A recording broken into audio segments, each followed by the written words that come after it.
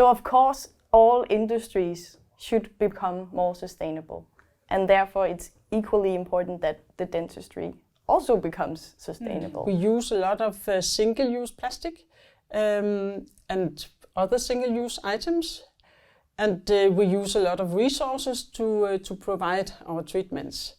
Every day I produce a lot of garbage that I just throw away. So it's important just because it's important that we all participate in and focus on taking better care of our planet and the nature.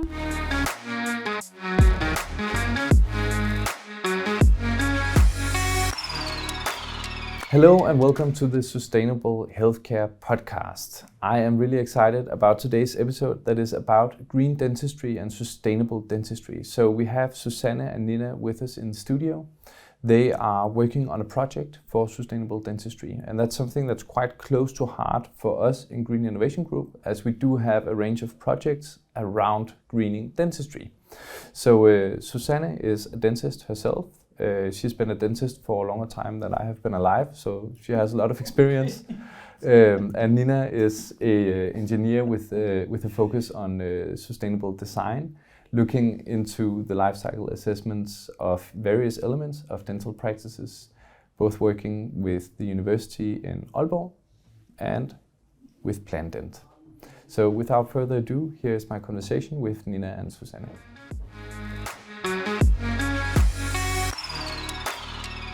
So I'm really excited today to have Nina and Susanne in the studio with me. And for those of our listeners that are not familiar with you, can you give a short introduction to yourself? Yes, I can start. I'm Susanne Egelund. I'm a dentist since 1986. I have a small dental practice in Nærum, north of Copenhagen. And I am the kind of initiator, yes, of this project. Because way back I thought that we have to do something about all the materials we use and all the garbage we make. So maybe we could do that better. So I asked one of my patients who works with sustainability in Aalborg University if he was able to do something with us.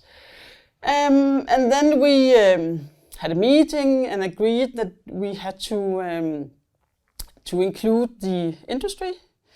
And therefore we asked Dennis Hinsberg, who is the CEO of PlanDent, and he was very happy to join us. And then we made the working group, which we call Sustainable Dentistry. And later on, the Danish Dental Association joined us. Okay. So it's right now it's a working group. Yeah, it's a working group. That's called Sustainable Dentistry. Yes. It's focused in Denmark. Yeah. And you're working on making dentistry more sustainable. Yes, we're trying to do that. That's brilliant. I'm very much looking forward to learning more about that and diving into the activities and the findings that you have. And Nina, how about you? How did you come to get involved in this project? That's a good question. Well, my name is Nina, and I recently finished my studies in sustainable design engineering at Aalborg University. And I was a student when this project Sustainable Dentistry started. And by coincidence, I had Professor Michael as my supervisor. My patient. The patient of Susanne. And he said, hey, we're going to do this great project to make dentistry more sustainable. We need some people, some student assistants to help out making life cycle assessments and investigating like the footwork has to be done, and we need some people to help out on that. So me and my co-student Christopher, we said, okay, that sounds really interesting. It's a perfect case for some sustainable design engineers to investigate a new field and see what is the potential, what can we do. So how do we actually know that there's a positive impact, a CO2 reduction to be claimed from these preventive measures being taken in oral health? I know, Susanne, you have a study in mind that quite backs up this theory. We have a rather important study made by Anita Tracy and Preben Ulrik Pedersen in Aalborg University Hospital. They wanted to find out if systematic oral care had an impact on the infections after surgery. So they took a group of patients and on half of them they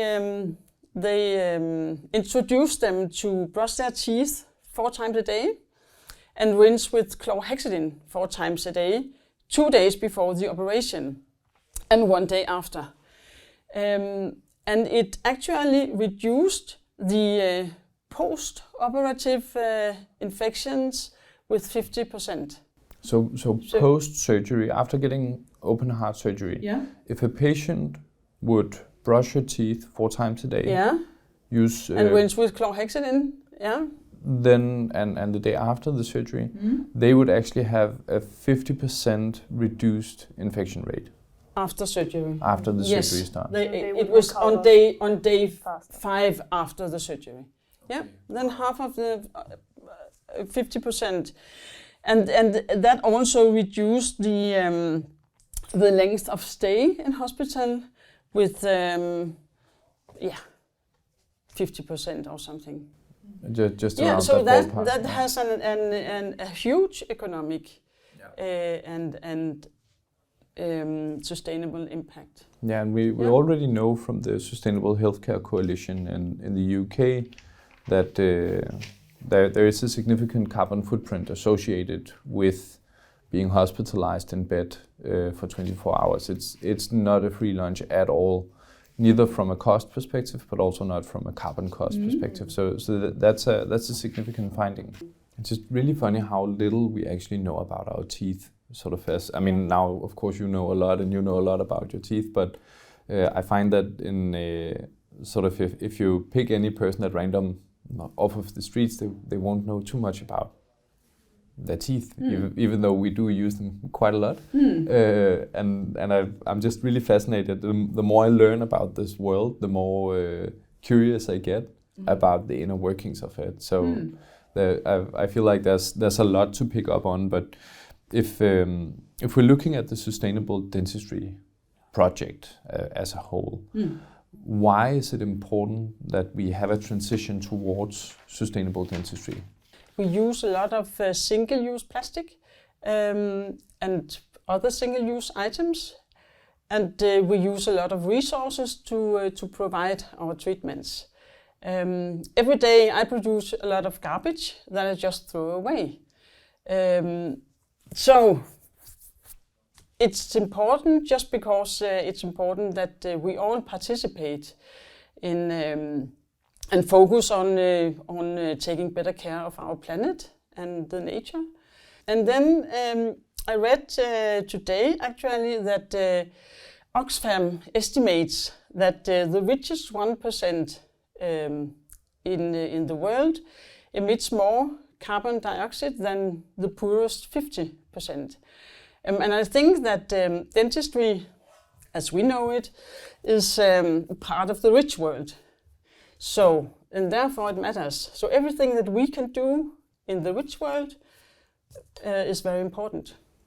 So it's about reducing the impact from the health services that are needed, yes, and making sure we cut away a lot of the unnecessary material use. Yeah, and maybe find better materials to use and treat the garbage different. Maybe we don't have to throw everything away from that has been in our clinics. Maybe we can innovate better materials. Yeah, so on. So that's why I find it important. So that's kind of the.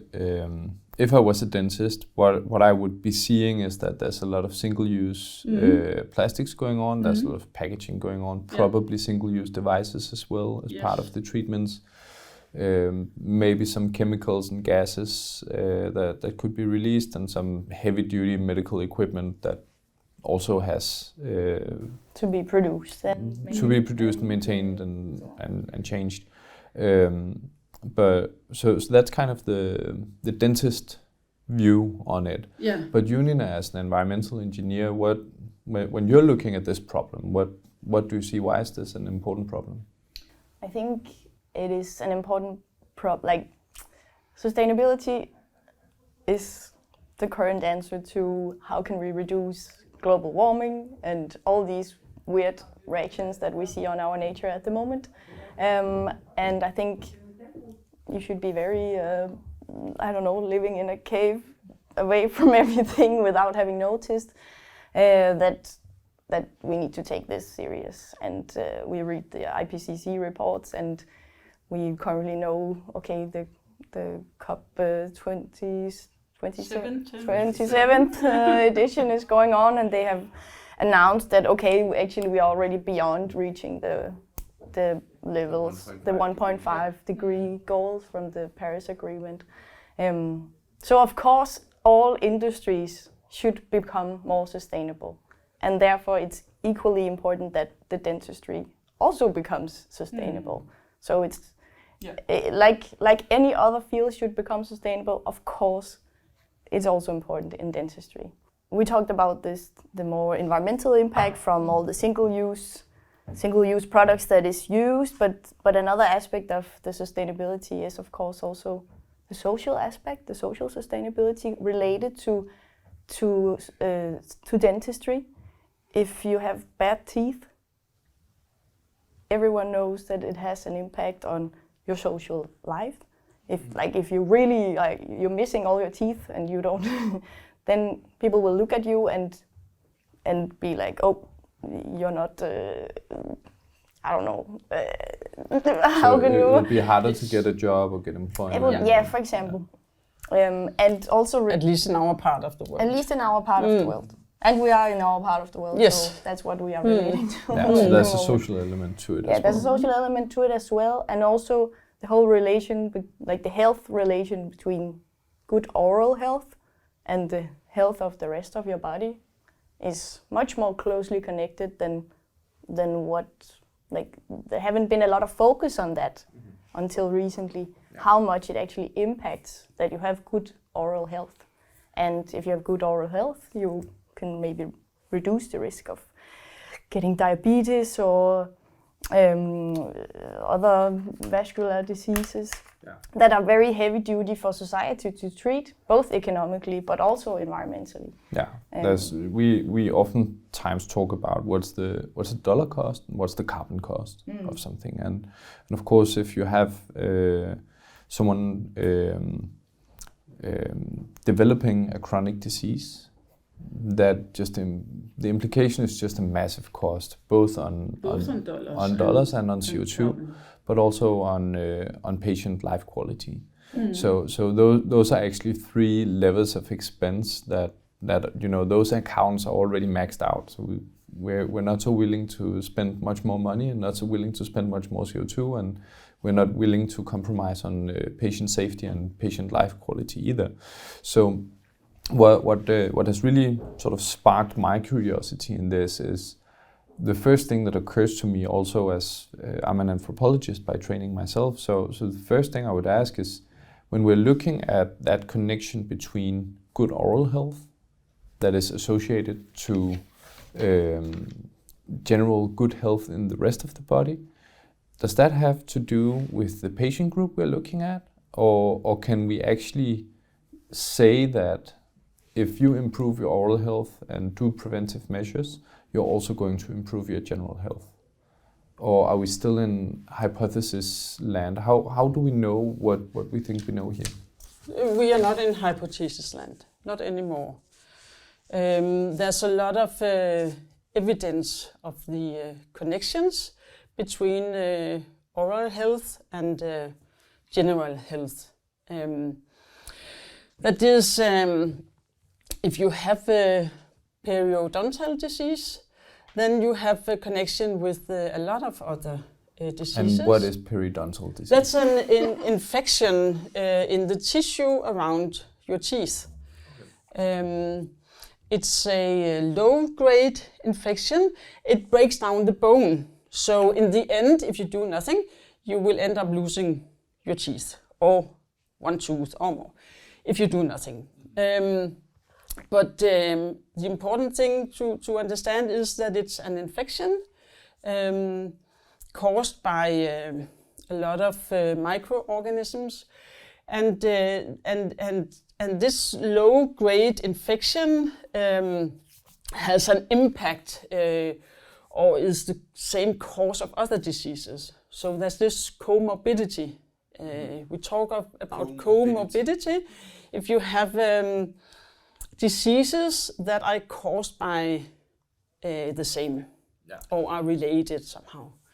So, and there's this comorbidity between periodontal diseases and cardiovascular diseases. I list them all, shall I do that? And, I'm really curious. There's many. And diabetes, and then osteoporosis. Do you know what that is? No, it's where the bone gets more porous. You lose some bone. Exactly. And then Alzheimer's disease. Yeah, strange but true. And Parkinson's disease, and psoriasis. Also, so all of that associated to poor oral health. Somehow associated. No, but connected. Connected to. Connected, yes. And then that's the most common. And then there's also in the literature described some associations with non-alcoholic fatty liver diseases. And liver cirrhosis, skrumpelever. Yeah, when the liver shrinks. Yes, exactly. I feel like the Danish word for that is really great. Yeah. The shrinking liver. liver. We call it the shrinking liver. Yes. Why do we call it that? It's the liver and because it's the liver is shrinking. And then some cancers. And the thing called nosocomial diseases. That's the respiratory infection that you get in the hospital. Yeah. Does this mean that? But they're all kind of inflammation diseases. Yeah. So when kids are asking their parents, why should I brush my teeth? Mm-hmm. The answer should be to prevent you from getting. Yeah, I doubt that would help, because they won't understand that. But I think who should understand that here? That is the politicians. They should understand it. So they should bring more money to prevent these things. Yeah. For example, I think that would be a good investment. Yeah. So for example, I think it's a good example that, for example, in Denmark, it's for free to go to the doctor, but you have to pay to go to the dentist. Yeah, and it's like that in many countries. And it's like that in many countries. But I at least know a lot of people who is then not going to the dentist. They'll just wait until they become sick and then they'll go to the doctor. Yeah. But what if they actually went to the dentist before just to do the routine check? Yeah, or at the same time. And yes, of course. Yeah, it's so strange for us dentists. It has always been very strange that the mouth is like taken out of the body and then treated isolated. And you don't do that with the rest of the body.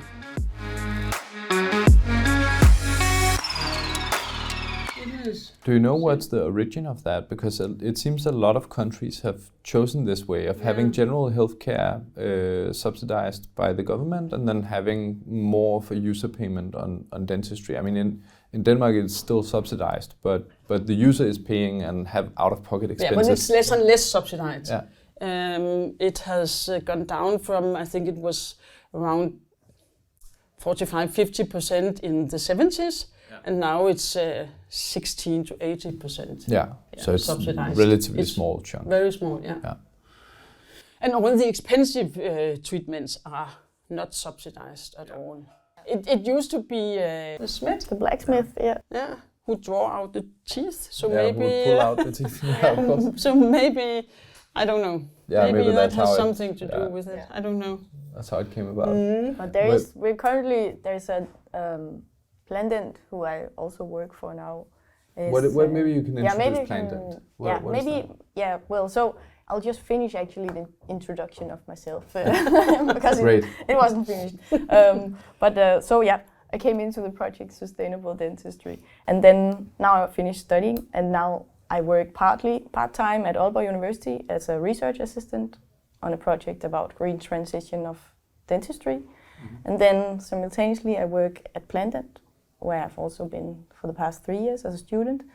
And I work there as a sustainability engineer, and we go out and investigate or help dentists. What can you do in your clinic? We go out to teach what is sustainability, what does it mean? Because before you can actually act on it, you will have to know what it means. We're calculating the impact of different products, comparing them to see what is the better choice. Should I choose a plastic cup or a cardboard cup? Even though it's on small things, then we believe that everything counts. Yeah. So Plendent is a wholesaler of dental equipment and supplies. So basically you can buy anything you need for your dental clinic in Plendent. They also make courses. And so you can buy both all the supplies, everything from... What are things I can think of that are in a dental clinic? I can think of the chair that I sit in. You can buy the chair, you can buy the toilet paper for the toilet, you can buy the suction things, you can buy the suction machines, you can buy the thing that makes a noise when they you move. can buy the thing that makes the noise and says, and they will come and help you install it, and they have technicians that will come when it breaks down. They have courses to teach the persons working at the dental clinics, both dentists but also the clinic assistants, about everything, new stuff. They have software. They have software. They have the journal system to keep track of the patient's information, and they take care of your economy if you want that. And they have a system for keeping track on your stock, for your supply. Okay, that's what you call a vendor-managed inventory, right? Where the vendor actually manage the inventory of the site. And it's an easy way to know when am I running out of this product, and then easily you can order it again. We in Green Innovation Group, we work with the whole spectrum of the healthcare sector, of course. And one problem we've been exposed to that to me is really fascinating is the amount of waste that we see in hospitals, particularly both on medical devices and on drugs, because they reach the expiry date. Yeah. Is this a problem in dentistry as well? Yes, but mainly for the people who is not really keeping track on what is in their stock. Inventory, inventory is the right word. Because then maybe you forget that you have this things that's behind on the shelf or in some kind of drawer somewhere, and now it's run out. Yeah. Okay, and then you have to throw it out. You have to throw it out. For medicine, it's not a problem. We don't have medicine, not much at least. Maybe some painkillers. That's it. So that's not a problem. But There's some other materials. Yes, plastic and so on. It can run out of date. Yeah, we have many different colors, for example, and there are some colors that you don't use very often, so it's almost impossible use all of them. The colors of the Plastic, the filling plastic, the plastic you put into the teeth. Okay, so comes in many different shades. So it will match the color of the tooth you're because putting we in. try to match the tooth. Our teeth sets will not have the same color. No, They will no, have no. slight differences. Some have been smoking. Some And have- you use more for one color. One tooth you use more colors. Yeah. So you try to build it up like the tooth is. Okay, so you'll actually compose that filling out of several different tooth-colored plastics of different tooth colors. That's something new I was not at all aware of. There is a reason that it costs so much. Yeah, I can only believe. Yeah. I actually did, as part of my preparation for this episode, I went to my dentist Okay. because I've been always had, I don't know, from birth side, been blessed with good teeth, so I haven't had to take so much care of them as other people would have had. But then learning more about it, I'm taking it more and more seriously, and it was actually an embarrassingly long time ago since I had been to the dentist. So it was a really curious experience to go there and just see sort of the whole system, how it's built up, and how they're also educating me as a patient as they're going through it. And I feel like that wasn't the case 10 years ago. I feel like there's been a significant development here in letting the patient know that these preventive measures are important thing. And I didn't tell them anything, so they didn't know. Okay. I was They didn't know. I was really curious and interested. I just leaned back and let them take care of it. But you're saying something very important here, that the more you know, the more you take care. So, and that's the key, I think, is to educate our patients so that they manage to take good care of themselves. That's also a challenge, because it's not very well paid in our overenskomst. What's that called? In the model of compensation. that you have. It's rather bad paid, and that's I think that it should be better. It should have a higher priority. Yeah. So there's a lot of health education going on here as well to let patients know that brushing your teeth and how should you do it. Just Remember to floss. And to learn them these connections between the oral health and general health. Yeah, so the educational element really is something that should take have a higher priority. For sure. They do it in the children's dentistry. But in What's the private practice, it's what's the general advice now that should parents, because I think we will have a lot of parents listening now, for how long should they assist their kids in brushing their teeth? We say until they are at least 10 years old. So quite later than people would think, or what do you think is the notion? I don't know so much about that, because I don't treat children. Then you would be a children's so I don't dentist. know. Yeah, exactly. So I don't know. I believe that most people are told that, but I don't know. I don't think my parents were brushing my teeth at 10 years old. No?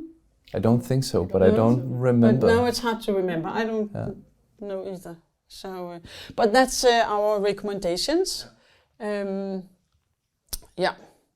Because you're not able to make the movements until the actual motor skills are not quite there. No. Yeah, that makes sense.